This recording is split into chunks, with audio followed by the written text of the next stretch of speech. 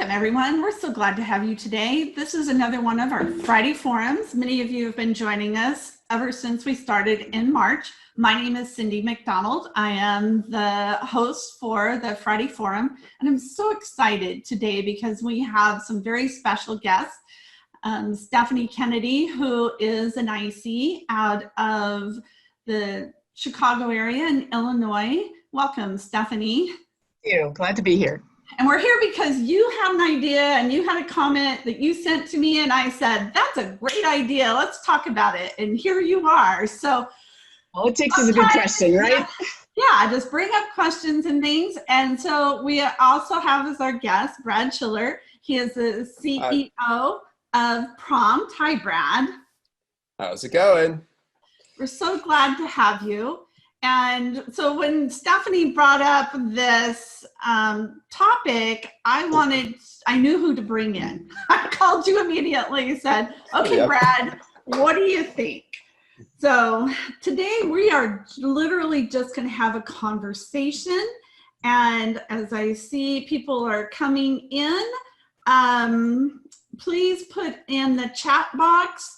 The way we run our Friday forums, they're very informal. We're here to help you. We're here to generate ideas, discussion, and thoughts, and just, things that we're all talking about anyway. So in the chat box, go ahead and put in where you're from, and we're just say hello. We're glad to have you. And Brad and Stephanie, you should be able to see.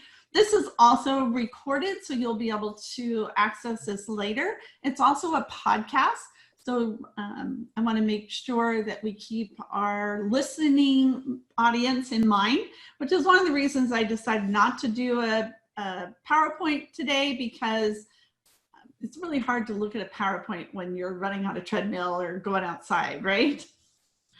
So looks like we've got people, we've got our group, Kansas, Washington, California, Turkey. I have no idea what time of day it is in Turkey. I know we have people from from India, and we're just always so glad. We have Jan from France, and we're just really glad to have you all here. So the topic today is about, we're always looking at COVID-19 and how it affects us, our professions, our businesses, and the students we work with. So Stephanie, what is it that you were wondering about and concerned about in terms of essays with your students? Let's talk about that. Yeah, I had students talking about, I always encourage my students to take advantage of every essay possible. One of the first things I teach them is we're going to answer all the optional essays that you have, because it's your competition. You've got to tell the colleges everything about you that you possibly can. You're going to take advantage of every opportunity. But I jumped the gun when it came to the COVID essay, and I thought, oh, this is only meant for the people who have had real hardship, financial difficulties, parent lost a job, something that really, I just made assumptions about that. And so I was starting to tell my students, oh, this isn't for you, because most of my students were relatively privileged. They had access to the internet. They were not, they lost some opportunities for camp or various things like that, but they did not experience hardship. So I was telling them no, and several of them were like, but I want to talk about it. And so that's when I emailed you with a question of how are we going to, how might we, what are your suggestions for having students talk about their situation when, to me, it doesn't fit my interpretation. And so, that's that you said, let's talk about it. Let's move forward. So we're all dealing with that, right? And it's a unique question that's been added to the Common App and some other, applications. And it's a situation everybody's experiencing. So Brad, what are you finding? What are students saying, and what are you hearing from colleges on that side of it? Yeah, and so I I basically look at this as, a space where you can share information that is still related to what colleges are looking for in students, that are more particularly related to this specific, catalyst or inciting incident that may have caused like an important change or some sort of difference in your life that you've actually gone and done. So it is, I would say roughly 75–80% of students actually should take advantage and actually write this essay. And we'll get into some details of why, how, subjects, those types of things. But everything that I look at with any application is I look at the purpose of the application is to prove you're going to be successful in college and beyond, right? And so with COVID-19, what you end up with is opportunities in some cases, depending on what has happened to the student or what they've done associated with this, where they actually can add to proving success in college and beyond, given that many students are going to have less content, right, than would normally prove that otherwise, right? In which case, like grades from the second semester of their junior years or their junior years may be, looked at in a different light. Right. Some of the AP scores may be looked at in a different light. They may not actually have SAT or ACT scores, or they might not be able to take it multiple times. So I actually think, and I've seen a lot of admissions officers talking about this, where the essay and many other components of the application are actually going to take prominence. And one, not everybody says that, but imagine you have 4 or 5 different criteria, and now one of those disappears. Let's say test scores or grade point average is less relevant in some cases. Now, all of a sudden, the other ones are naturally just always going to take more precedence. So regardless a little bit of what different admissions officers say, I do believe essays and other parts of the application that are more of the personal side of the student is going to be more important. And therefore, we want to make sure we're using as much of that space as possible to tell the students' stories. And so many students actually have great stories associated that they could talk about with COVID-19 that may not necessarily be related to hardship, but can be actually more related to growth. So are you hearing, are the college admissions people saying that this is going to be more important than, other essays, or the same, or, Yeah, I think it's more of a holistic thing. So obviously everything, it always depends. But I always look at essays and many other parts of the application, when like including recommendations and such, is really building an entire picture about the students' traits as they're associated with success in a college, and after they graduate. And so in that sense, I look at this as another opportunity to really focus on those other traits and those things that colleges are really looking for in students. And looking at it from a holistic perspective, because I know a lot of students think that the Common App essay is the most important essay because it can be used across multiple schools. But in reality, the supplements from many of these institutions are just as important. They just happen to be unique to that institution. So people feel like they get less value out of focusing on that because it's only for one. It's the same thing with the COVID-19 though. It's like it applies across the board, but every essay, every single component of an application that tells me something about the student is really important, and I think carries a lot of times relatively equal weight. So Stephanie, you talked to your students and you asked them whether they wanted to do the essay or not. What did you learn? What did you find out? I actually surveyed my students because I'll admit I jumped to a conclusion and said, oh no, this shouldn't be for you because you're privileged and you didn't suffer and have really difficult circumstances. So I stepped back from that and admitted it to them. Said, I'm human. I am going to ask you if you had a chance to. I work with a lot of introverted students. Not everybody answered the same. A couple of students said, no, I don't want to write another essay. No, I don't feel that my family suffered in any way or that I suffered. But it tended to be, not statistically necessarily so, but it tended to be my introverted students who said, yeah, I do want to talk about that. In writing, of course, not in person. And they tended to say, I loved learning online. I was very successful at it. I spent less time in school because it was just a couple of hours in most situations.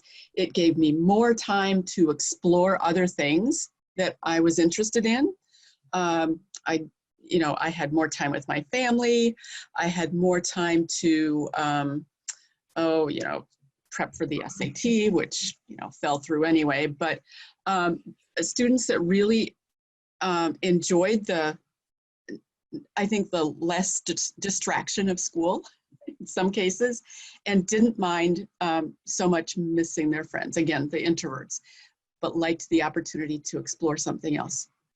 So that was one group that I was really surprised, and they wanted their colleges to know that about them. Mm-hmm. So that was one thing.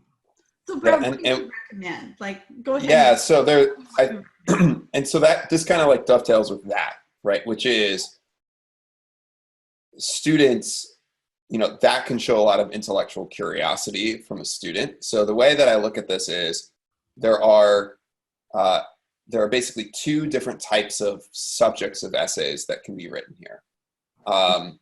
But what I would say is that all of this relates back to proving success in college and beyond, and really 5 traits that colleges have look for in applicants: drive, intellectual curiosity, taking the initiative, contribution, and diversity of experiences. We'll get into a ton of detail on all of those right at this moment, but what that means is that anytime I can display one or more of those traits that are my strengths is going to add to my application. And so notice how one of those is intellectual curiosity. And what Stephanie's saying is that, hey, some students actually went through some like intellectual journey and is actually is associated with that, which can be really compelling.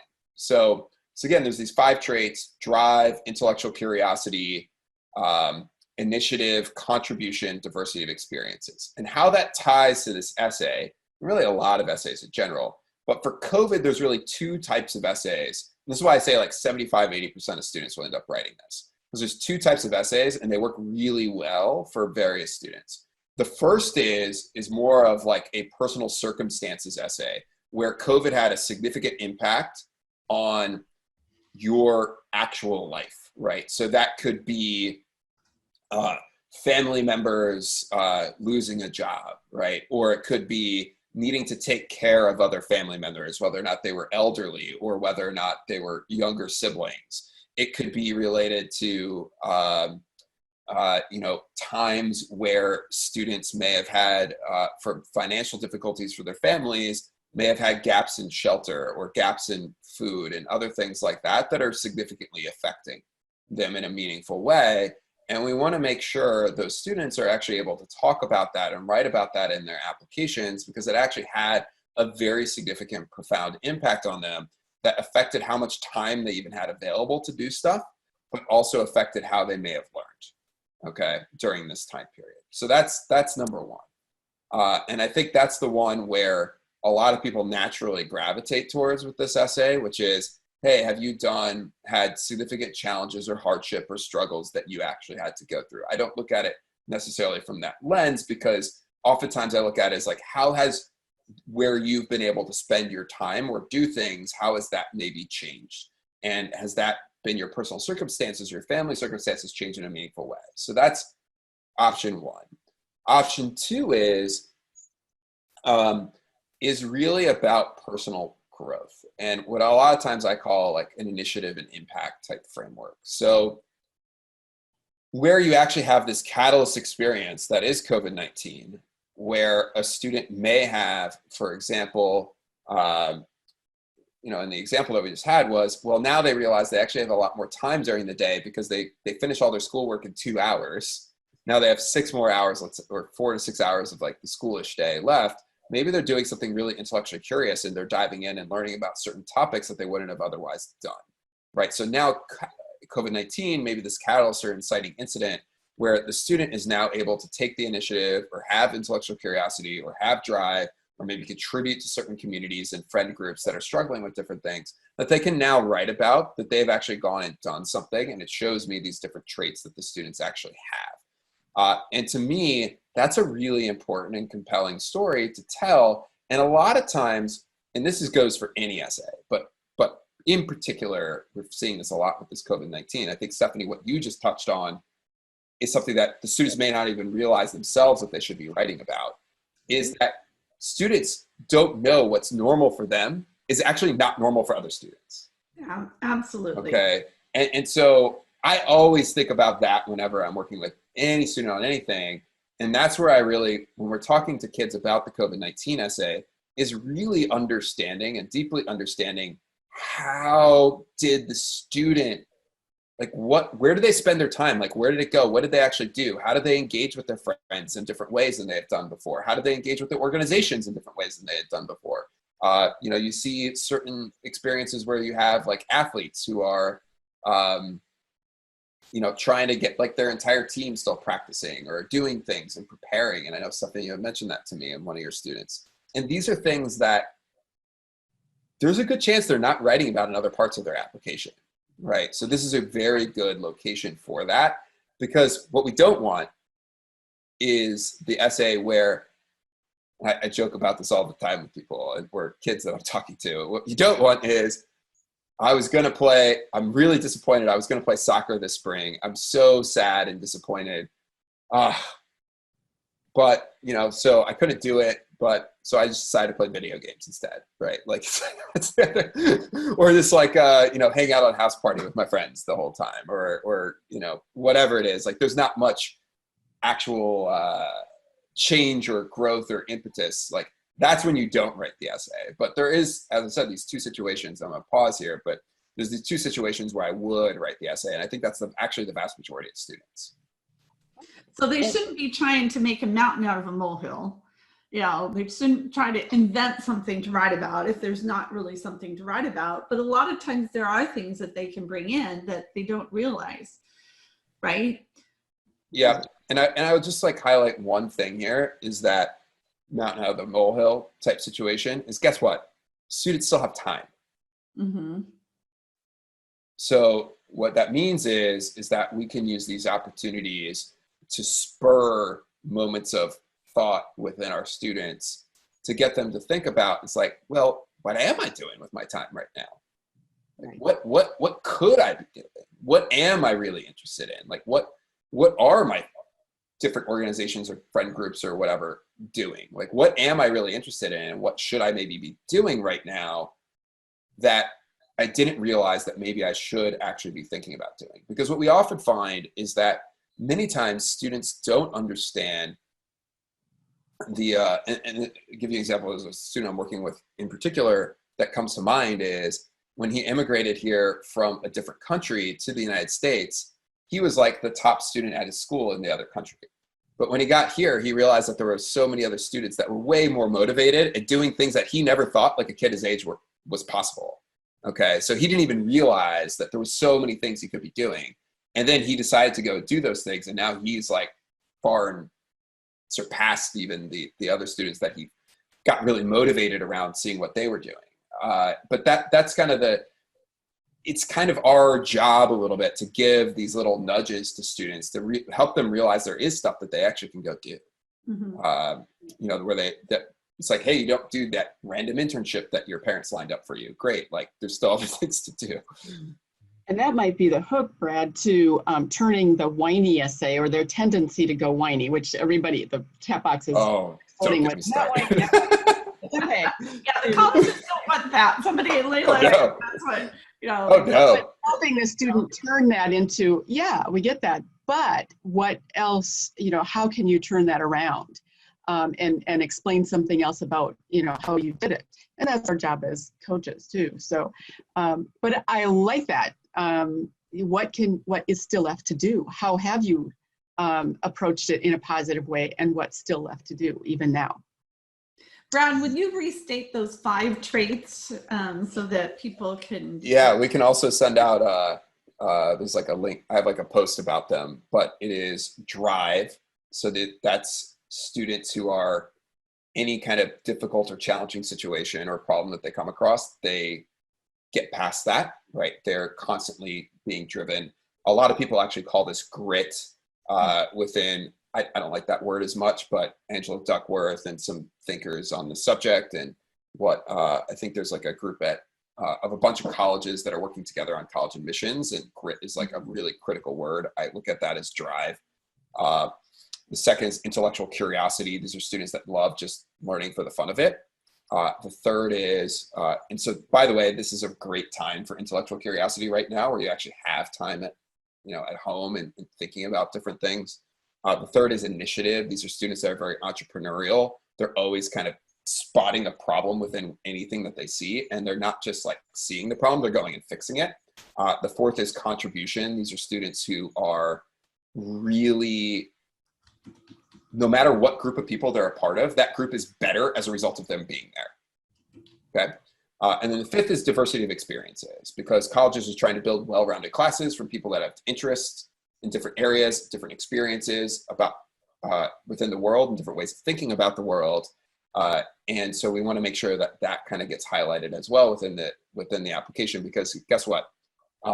Even Princeton doesn't want to admit every student that goes into finance, right? They don't want every kid to go into finance on Wall Street. Not to throw shade there, but because they rejected me back in the day. Even they always want people to go do different things in the world, right? That gets to the whole like success, not just in college, but actually after they graduate, right? That they're trying to spot, right? Mm-hmm. Brad, can you talk a little bit about the line, where we might draw the line of emotional stress and mental health issues that COVID has brought on, and how students and we as counselors might be able to help guide students? I've heard that maybe even more than mental health might not be the topic of the year. Even though it is. And I don't quite know what to think about that, because we know that anxiety and stress is an adolescent issue, and that our students go into college with that. Mm-hmm. But that's a topic that's been out there, and it's showing up on the chat box as well. Yeah, this is always a difficult subject, and always one that we see a lot of, actually, especially over the years, and I expect we'll see a lot more this year. We're already, interestingly enough, I would say a lot of students are actually writing their essays earlier this year. We have data actually that shows that, which is good. So if your kids haven't started yet, maybe get them started. But the how I think about this, and this goes with almost anything that and I'm not like a psychologist, so I don't pretend to help students like think through these particular issues, but at least when they're thinking about writing stuff, the question that I always ask in my mind, and I ask to the students, is, so this thing happened to you, or you had, you're thinking about COVID or your life or something in a certain way, right? It's helped you maybe learn something about yourself. Well, what actions have you now taken as a result of that? Okay. And so oftentimes we read essays that are about like anxiety or depression, or maybe like a bad breakup within a school, which is with a boyfriend or girlfriend, which I've seen a lot of those essays over the years.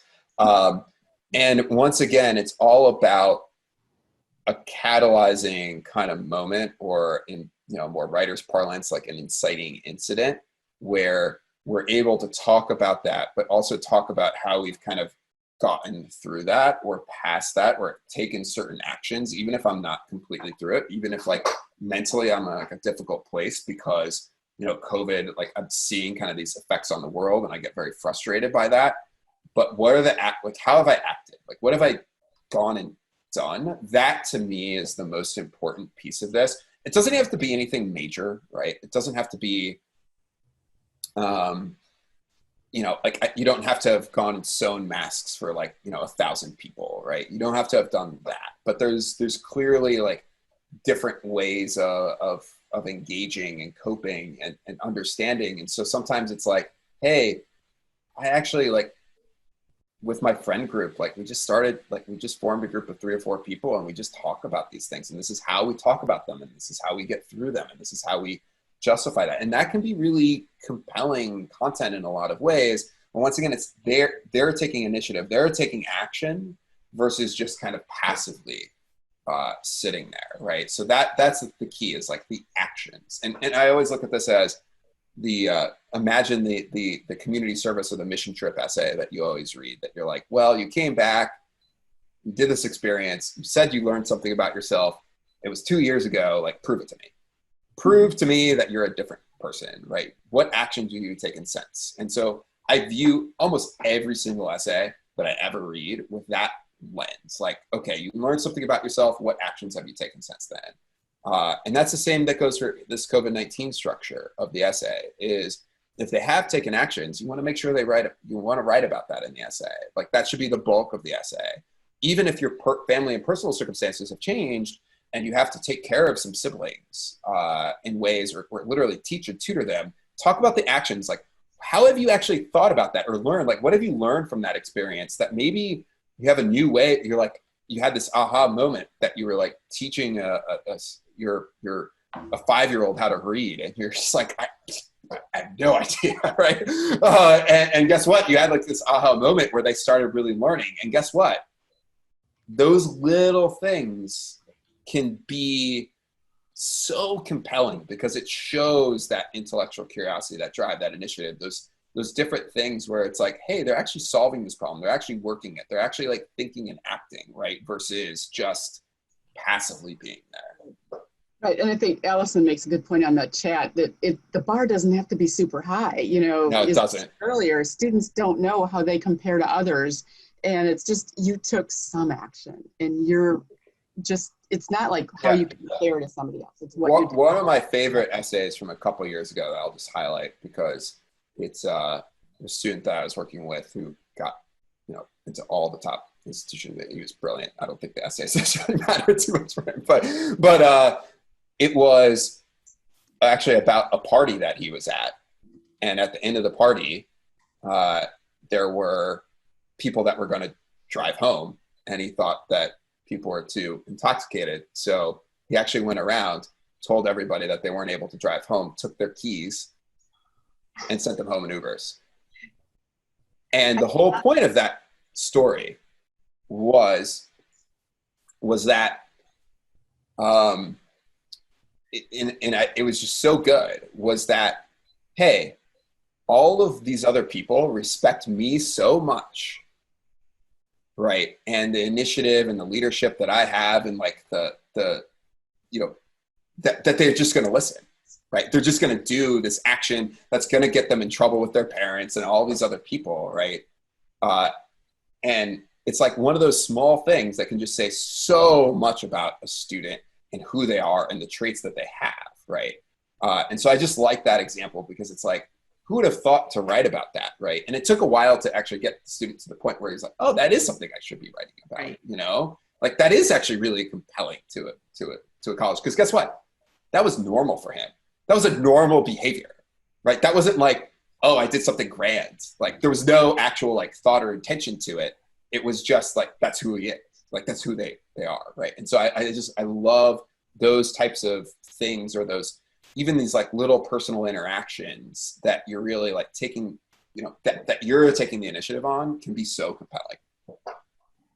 Yeah. So one of the comments was about looking at facts and, being more giving data or facts in the essay, and how that's what they're looking for. It's like when we work in financial aid and people appeal for financial aid, just saying, gee, I need more money, doesn't really do much good. But saying, here's what my situation is, and here's why it's been affected, giving some concrete examples behind it, makes it more impactful. So what are your thoughts on that?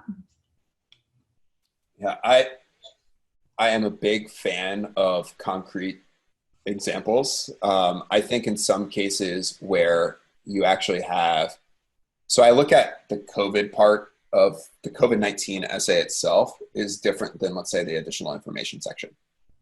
Okay. Yeah, so that's a good point to talk about too.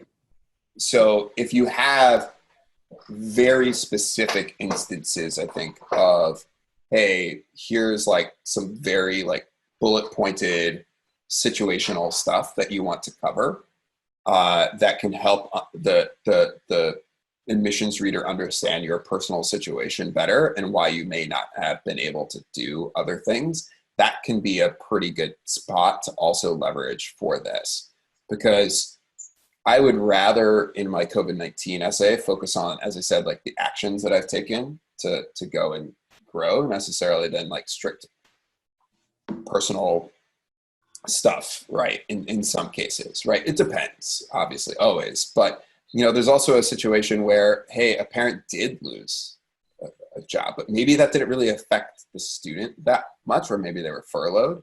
But the student's life and what they spent their time on and what they had to think about did not change all that much. But yet that might be a really important piece of information that you want to include somewhere, right? So just thinking holistically about like, where do these different pieces need to fit? And what about, well, how is this going to impact me in the fall? Because students, schools, and, you know, they're all wondering what that's going to happen. And, you know, should that be included or should they wait and see what's going to happen? Jeffrey brought this question up. It is, so so we have to keep in mind that for each school, the counselors have to fill out a COVID-19 section about what they did associated with COVID-19. Okay, which I do not envy at all. And so that is going to be there. So a lot of the, hey, this is what my school specifically did, is less, I think, relevant in some cases to this. And so what's going to happen in the fall will also be included within that. Now, if you as a student have had impacts or effects and it's continued to affect you, you may not want to write this essay until a little bit later. I look at it as, hey, this is kind of an ongoing thing. If the student hasn't gone and done things already, taken actions, they still can. So maybe that, you know, it's going to be on a case-by-case basis of when do they actually want to go and write this particular essay, I would say. And so I don't know what the fall is going to hold. You know, New York City Department of Education has already said that not all students are going to be there on each given day. I know other ones are already kind of headed in that direction as well. And it's going to be a bit of a, you know, it's going to be a bit of a struggle, but, you know, I'm less inclined, and maybe this is just me, to say, here's what I had planned, but didn't happen.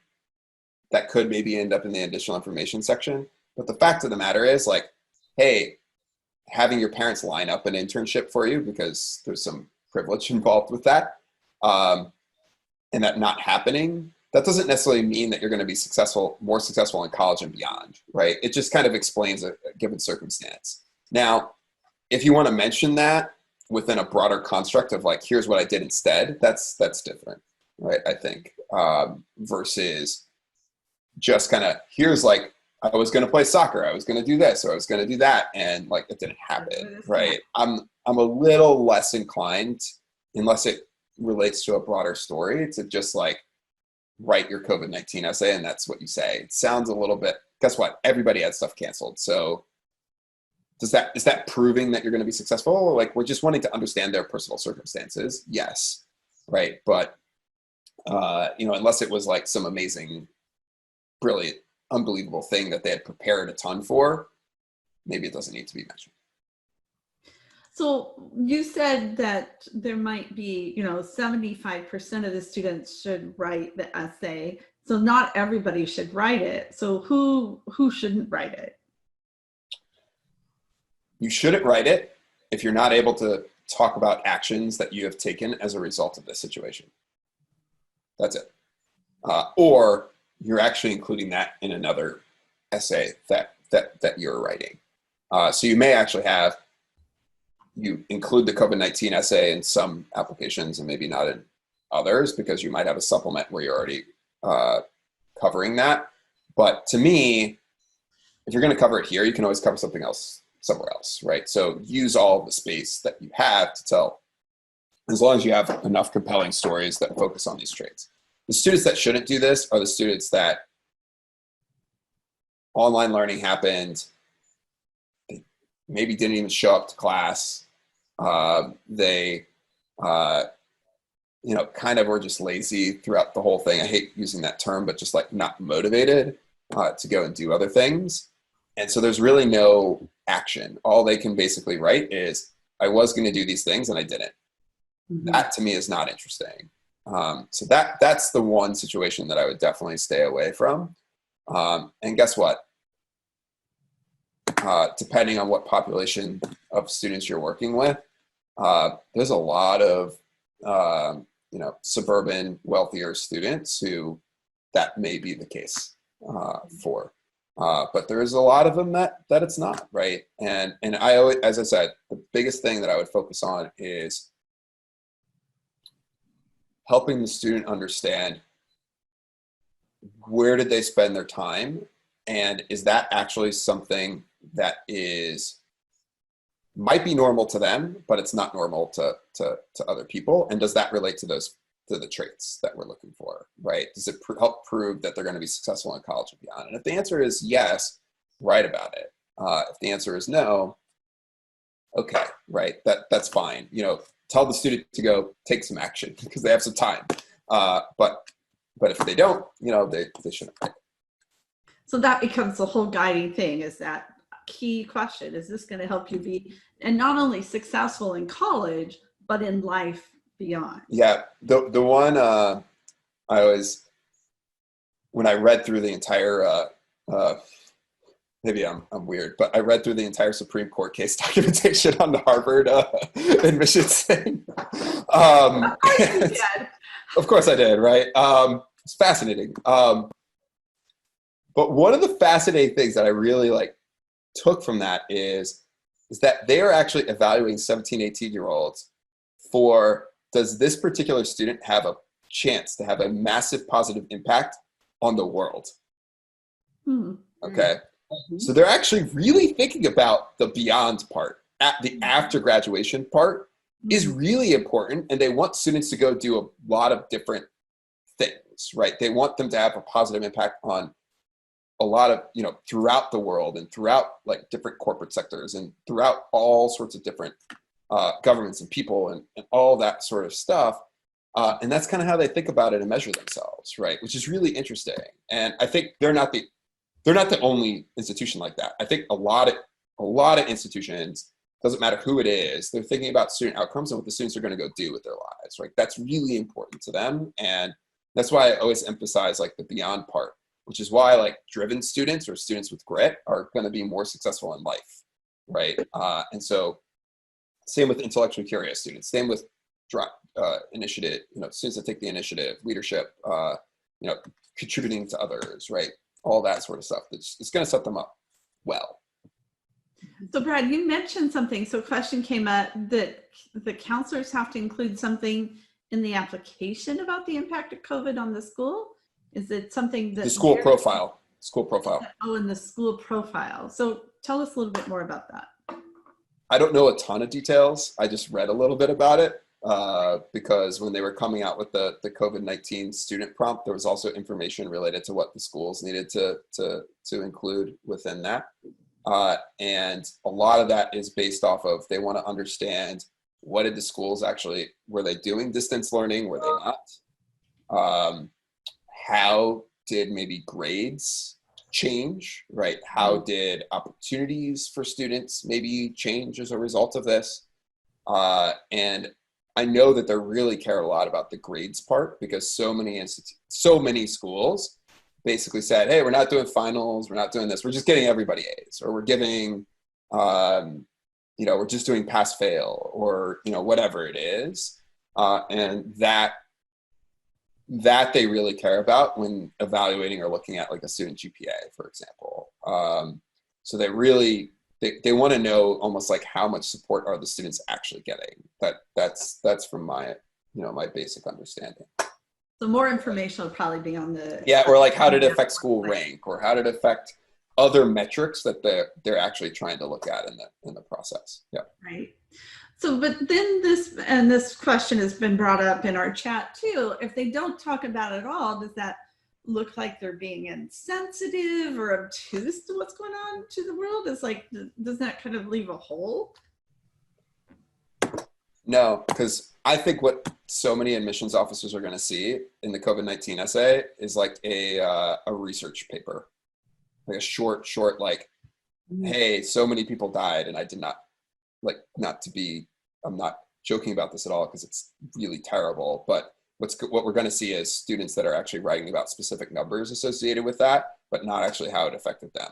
Like, I just know we're going to do that because I see that in other essays that students write where they're like, hey, they're asking me about a topic I'm interested in, so I'm going to write about climate change. I saw this a lot last year, climate change, and they would proceed to just rattle off facts about climate change to make themselves look intelligent, but it actually didn't relate to anything about themselves. So that to me is, I would worry less about that. I would worry less about seeming insensitive or not.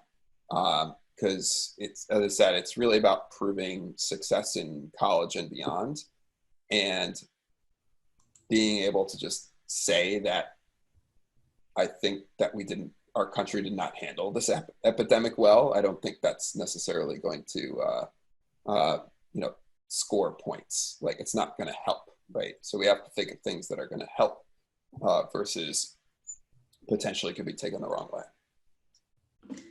So Very true. Go ahead, Steph.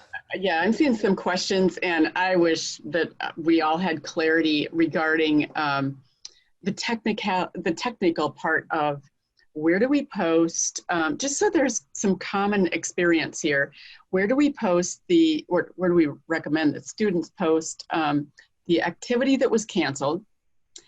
Does that belong in the resume? Does that belong in the Common App activity section? Does that belong in the COVID? And how does the COVID essay, which really isn't an essay, differ? How does the writing of that differ from your narrative structure or whatever structure you're using in your other essays, which really are much more storytelling? This is 250 words. Yeah, it's not very long at all.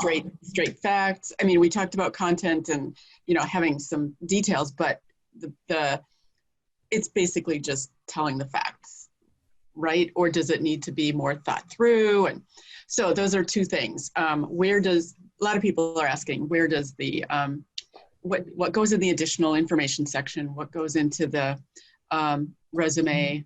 What about the canceled events? And if you would have, nobody has the answer exactly, but is there sort of a common experience for all? I think there's so much variability because it depends so much on the student. But my initial thought process on this is generally canceled stuff I'd probably throw into additional information unless it like naturally fits within the COVID essay as a spurring kind of inciting incident or catalyst to doing something else.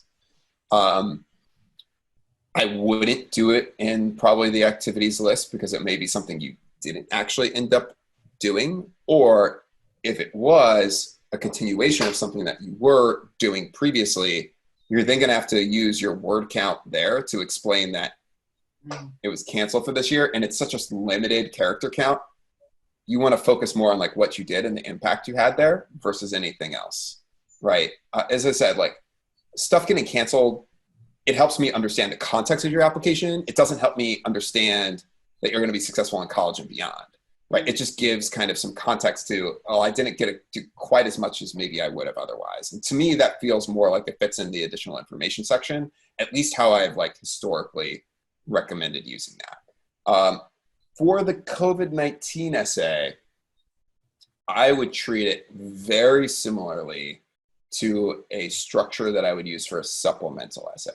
Okay, and I could talk a little bit about what that structure is, But in general, I am very much, and maybe this is just the engineering me, I love the University of California personal insight questions. I love them. And the reason for that is, it's like, they just want the information, okay? That's it. It doesn't need to be 500 written. words. It's not, yeah. It doesn't need like grammar, throw it out the window. Like, they're not scoring it on that. And so that's actually how I apply mindset. I actually apply across almost any essay that gets written, because guess what? How beautiful you write doesn't prove you're going to be successful in college and beyond. Coming up with an analogy or a metaphor does not prove that. What proves that is your content, your experiences that show your traits, okay? That's what matters. And so if we're thinking about it from that construct, there's a very simple structure you can use for really any supplemental essay, but in particular, we'll talk about COVID-19. So what I would do is I would first lay out, and by the way, I have like a quick blog post on this that actually has the structure in it. And I may not follow that exactly because I'm not looking at it right now. But the Brad, so I can prompt you on what you wrote. Yeah, what I missed. But the link. Yeah, what I'm going to do is probably going to be a little bit extrapolated on that. So in general, I like to start out with an extremely direct approach. So what you don't want to do is you don't want to say, this thing was canceled, I'm whining about it. And then at the end of the essay, it's like, actually, I did a lot of really cool things as a result of it. Guess what? Now the person's in this mindset of, this is going to be a whiny essay, right? Yeah. You know, it's the same thing I talk about like in a common application essay. If they're writing about a community service experience, you don't want the person to think, oh, not another community service experience essay, but it's actually completely different than what normal person is writing about. You have to make that clear from the beginning, like to guide them to understand what it's about. So I would use like a very direct approach that says, here's the situation, here was the outcome, here's the impact that I had or the steps that I took, okay? So it's very little, like it really kind of focuses on that catalyzing moment a little bit, but also very clearly makes it clear that the student has taken some action, okay, has done something. Then the next part of the essay is you may need to extrapolate a little bit on who were you kind of a little bit before this experience, or before, a little pre-COVID, a little like catalyst moment. So like, let's say their soccer stuff was canceled. They might want to talk like a sentence or two about, you know, soccer and what it meant to them and other things like that and how they viewed it, their teammates. Then it's like, hey, this was canceled. Now you can talk about like, well, I took actions that were like, hey, like, let's make sure that my teammates, you know, stayed in shape and we're practicing skills. So I'm going to send out like little videos that I found of like Cristiano Ronaldo, like doing some skills, or some defensive players or some goalies or whatever, and actually keep my players like up to speed. And, you know, we'll do house parties, you know, it's just a cool app these days, you know, and the you know, all these different things that are kind of keeping them going. So now they're talking about actions, they're talking about the initiative that they took, all that sort of stuff. And then if they can, towards the end of the essay, you want to write about the result, right? So the impact that they actually had, maybe, you know, one of their teammates actually like, I don't know, you know, did something really cool or profound or something, right? Or that they helped somebody through that particular experience. And then at the end, they can write about, here's what I learned about myself, right? As a result of this whole thing that was different, that you could draw a contrast between that and who they were maybe before. And they may be able to tie that to like what they may do in the future, right? Or things that they like to do. So it's a general, like, it's similar to like a narrative or what I call a journey construct, but you need to be extremely straightforward and direct because you have a very limited word count. But it's the same approach that I take to most supplemental do all that in essays. 250 words. Oh, you can. By the way, any essay, any first draft I get, I can cut at least 60% of the words, guaranteed, without losing any meaning. Fact. Just. Yeah. Anyways, kids like to use descriptive language when they don't need to, right? They include sentences that are don't add value, right? Because we're not really teaching writing skills in school, which I won't get into in general. But yeah. So well, that's your whole story of how you even started prompt, right? Yeah, exactly. Yeah, we'll do that another time. Different time. Yeah, my least favorite word, my students all know it's my big pet peeve, is if they put that in there, they better make sure it's supposed to be there because I am going to take it out. Yeah, take it out. Take it out.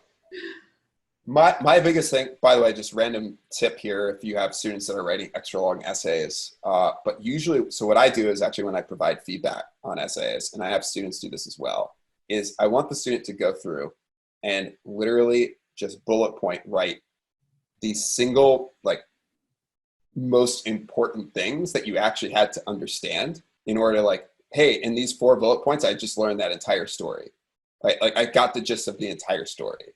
And I'll actually do that when I provide feedback. I'm like, hey, I went through this and this is actually what I learned. Guess what? That is 50 words. You just wrote 500 words. Right? So it's like you can literally say what you just said in maybe not 50 words, maybe 75 to 100 words. Now you actually have another 500 words to add more content, right? So it's just like a good tip that actually really helps students like start really being concise with their writing. So we have a couple of, or Araceli has some comments, and it goes back to what we were talking about earlier. It's like who should write the essay and who shouldn't, and how it impacts students. And so she says, I think even students who are privileged may have made a lot of sacrifices to protect their at-risk family members. So it isn't necessarily a matter of privilege or non-privilege. And many of our students, they have medical professionals in their families. You know, I worked with a lot of children of physicians, and actually many of the students in my area, they are first generation Americans, and so their parents were educated in other countries, and you know, and their parents are having to go out and face the COVID-19 every day.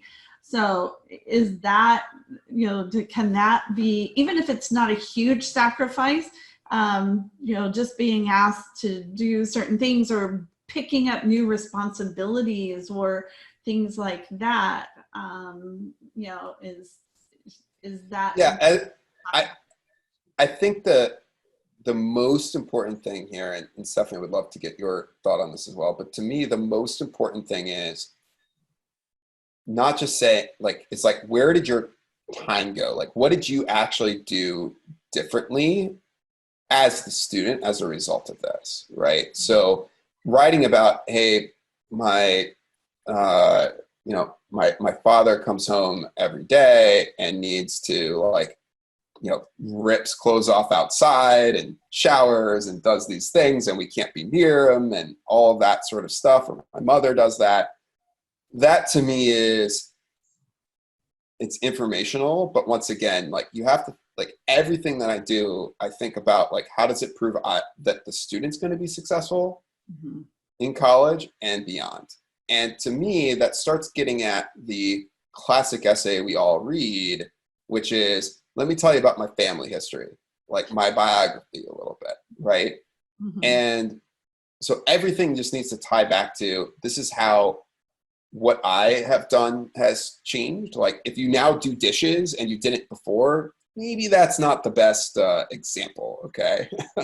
Or like, I vacuum now and I didn't before, or, you know, feed my dog and I didn't before, you know, something like that. But it needs to be something meaningful, I think, and it needs to ideally help the student's view of themselves or of others, right? That's, I always love that phrase that actually the Common App included with one of their prompts like a couple of years ago, right? How did the view of yourself or others change as a result of whatever has happened? I love that. And to me, a lot of students struggle to answer that particular question in a meaningful way.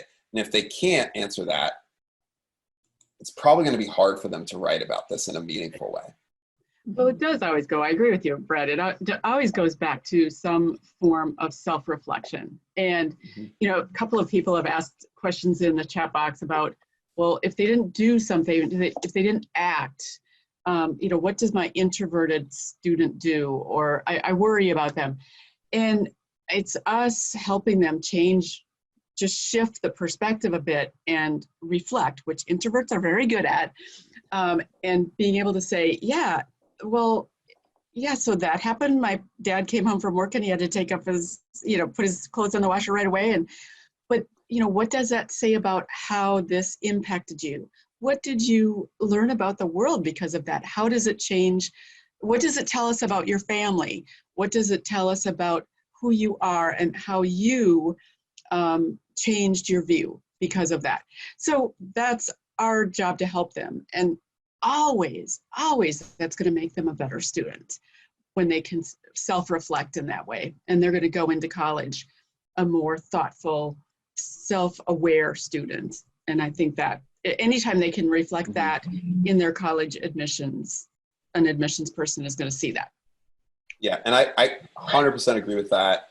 And I always go back to, because I see this so much, I always go back to the point of, a lot of times we don't even necessarily know our kids that well. Like, you think that this is like the jock kind of lazy video game playing or whatever, but they actually are, it's like they're actually like taking initiative, small initiatives sometimes, but they're actually doing things and thinking about things in different ways as a result of a lot of this stuff. And they actually do end up with really compelling content that sometimes they can write about, that once again, it's normal for them, but it's not normal for other students, and they don't think about it that way. So they don't even, they wouldn't even bring it up to you, or they wouldn't even think that that's what they should be writing about or anything like that. And I think in particular with the COVID-19 essay, you're going to see a lot of that, like a lot of that specific thing. And we see it across all essays, but I think we're going to see it even more this year, because a lot of times students can pick compelling and interesting things into the other essays because it's like a little more obvious. This one is going to maybe a little harder.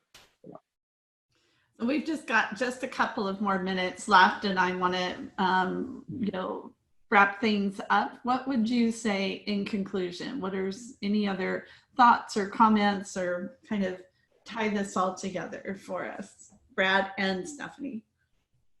Stephanie, you want to go first? Oh, of course. No. Or I can, either way. I guess, okay, Brad, I'll probably steal this from you, but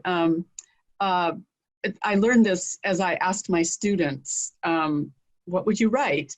I learned that they have many deeper thoughts. I think I'm such a good listener. And then I realized I had closed my mind to this, and I needed to be more open-minded and take a few more moments to discover. Always learning, always an opportunity to learn more about my students. So, yeah, that's what I learned. This is an opportunity to ask and to listen with a new ear.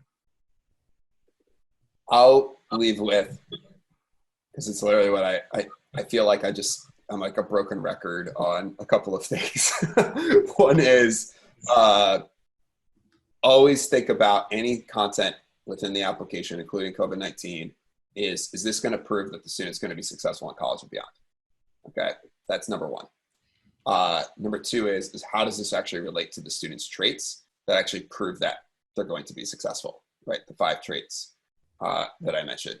Number three is helping the students, and this is your point, Stephanie, is helping them actually realize that what is normal for them is maybe not normal in general, and actually can relate to those traits and be really compelling.